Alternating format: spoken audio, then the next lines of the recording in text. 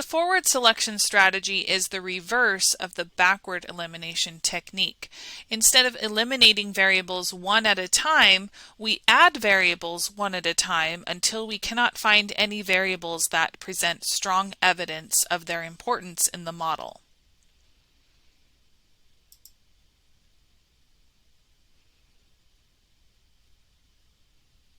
For the Mario Kart data, we would start with 1, the model that includes no variables.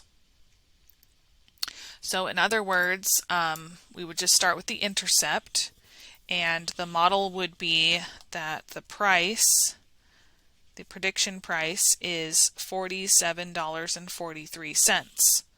And there are no other variables, nothing, no slopes, there's zero slope. And you can see the p-value is about 0. And so this is a significant, well, there are no variables. So the p-value is still significant, meaning that it is very unlikely that the y-intercept is 0. In other words, there is no evidence to say that you can buy a Mario Kart game for $0. It's going to be predicted to be $47.43 on average. Now we fit each of the possible models with just one variable. That is, we fit 2, the model including just the condition new predictor, and then we fit 3, the model including just the stock photo variable, and then 4, the model with just the duration, and then 5, the model with just wheels. Each of the 4 models, yes, we fit 4 models, provides a p-value for the coefficient of the predictor variable.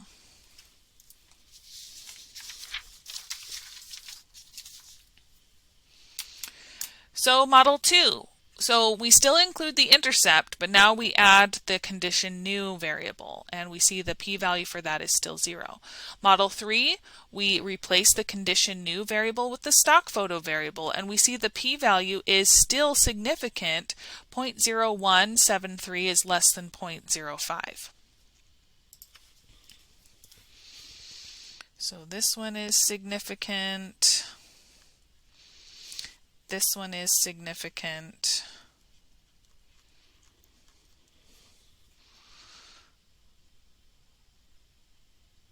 So now we compare, so after we look at all the p-values for each of the variables, then we would compare the test statistics. And since the wheels has the largest test statistic, which we will see in just a moment, it will be the most important. And I'll write that down. So here's model 4 and model 5. So again, we can see that the p-value tells us that duration is significant. And it also tells us that the number of wheels is significant.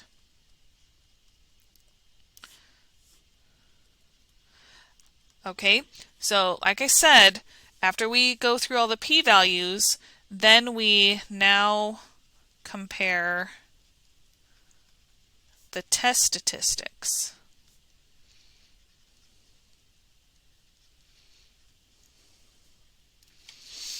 Okay, so I'm going to scroll up. Whoops, I dropped my pen there.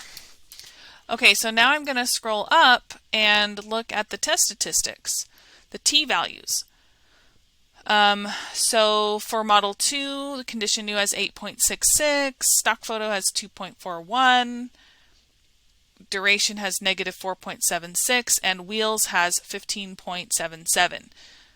So we're not looking at the t-values for the intercept. That's not one that we're going to eliminate. We need the intercept to stay where it is, but the other variables we're comparing. And so since the t-value for the wheels is the highest, that means that it is the most important. So wheels has the largest t-value, so it is the most important.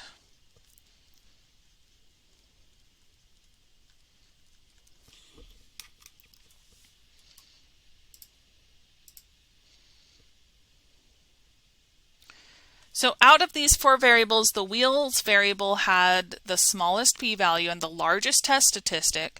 Since its p-value is less than 0.05, the p-value was actually smaller than 2 times 10 to the negative 16th power if you were to look at the actual value of it. That's very close to 0. We add the wheels variable to the model. Once a variable is added in forward selection, it will be included in all models considered as well as the final model.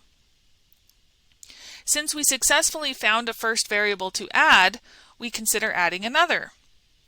So we have to fit 3 new models, number 6, the model including just the condition new and the wheels variables, number 7, the model including just the stock photo and the wheels variables, and number 8, the model including only the duration and the wheels variables. So let's take a look at those. Model number 6, you can see that the condition new is still significant according to the p-value. Model 3, the stock photo is still significant. Its p-value is still less than 0.05.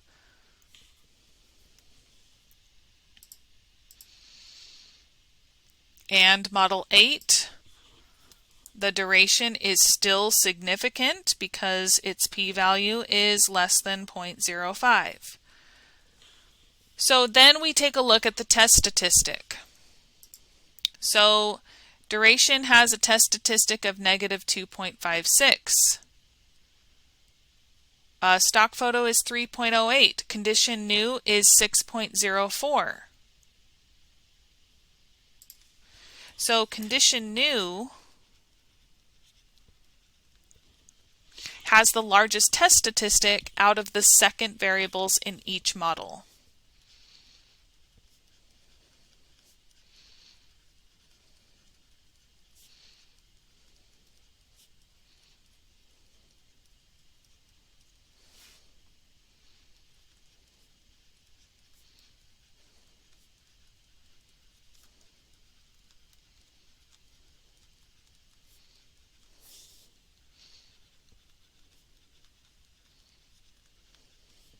So it is the next most important variable.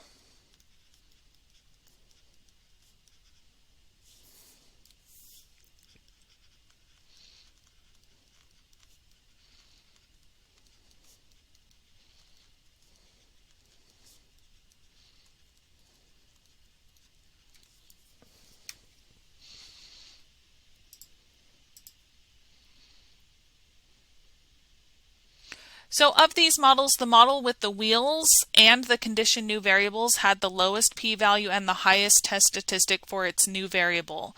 So the p-value that corresponded to the condition new was actually 1.4 times 10 to the negative 8 power. That's scientific notation. That's a number very close to 0. So because this p-value is below 0.05, we add the condition new variable to the model, and now the final model is guaranteed to include both the condition and the wheels variables. We now repeat the process a third time, fitting 2 new models. Number 9, the model including the stock photo, condition new, and the wheels variables, and number 10, the model that includes the duration, condition new, and the wheels variables.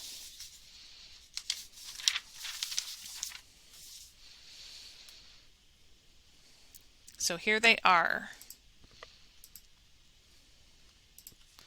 So we can see that in model number 9, the stock photo is not significant because the p-value is greater than 0.05. In addition, the duration is not significant because its p-value is also greater than 0.05. So what we do is eliminate both models.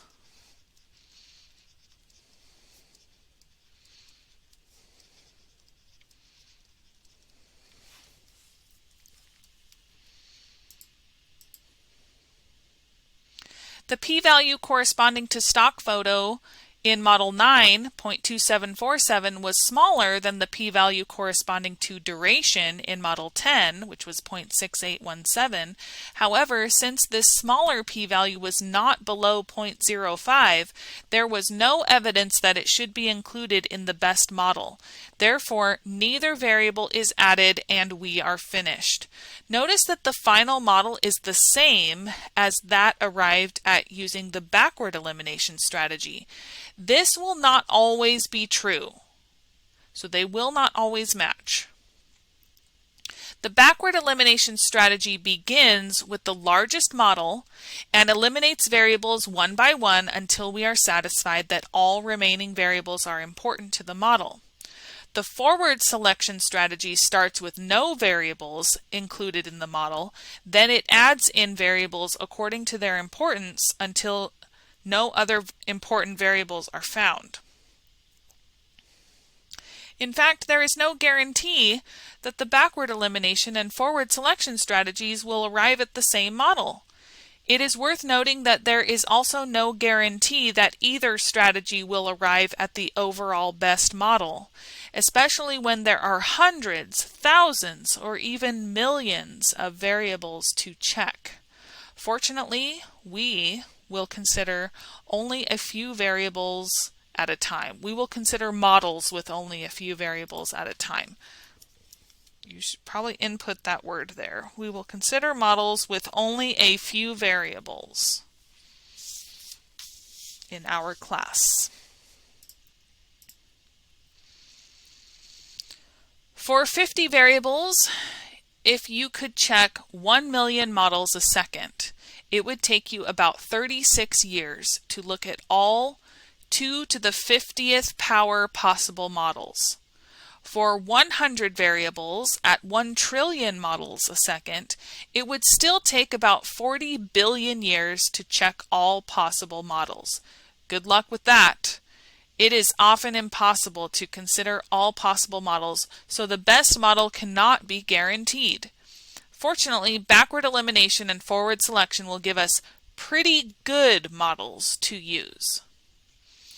If the backwards elimination and forward selection strategies are both tried and they arrive at different models, just choose the model with the larger adjusted R-squared as a tiebreaker. It is generally acceptable to use just one strategy, usually backward elimination because it's faster, with either the p-value or adjusted R-squared criteria.